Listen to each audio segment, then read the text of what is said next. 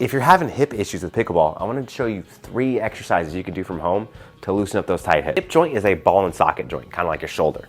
It's supposed to do a lot of cool things. However, a lot of us, when we're doing a cutting sport like pickleball, you'll cut and then have to turn back in to go get the ball on the other side after you've hit. Well, this cut here is an external rotation of the hip. If we're locked up here, it'll feel sticky and tight and pop a little bit even. And if you're locked up on internal rotation, it causes a lot more pressure in your knee and your lower back to compensate because the hip doesn't rotate in. We're gonna show you how to fix that now. So here we are in a quadruped stance, so on all fours. Make sure your knee is padded. We're gonna focus on internal rotation of the hip. So I'm externally rotating or away from center, my heel out and squeezing, and I'm loading this hip here like a spring. It's gonna go in and out, and you're gonna feel the hip capsule rotate inward and back down. Make sure you do both sides and focus on that internal rotation. Do hip external rotation.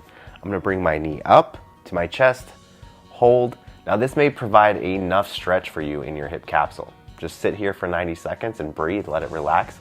If you wanna go more, bring the knee out externally and slide back down. Do 10 reps of this, nice and slow. And then move on to our very last stretch.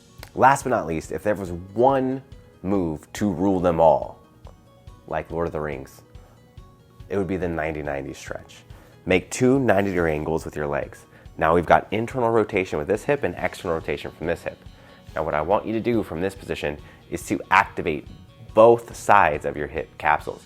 So I'm gonna push both knees into the ground. Now yours may be way up here still.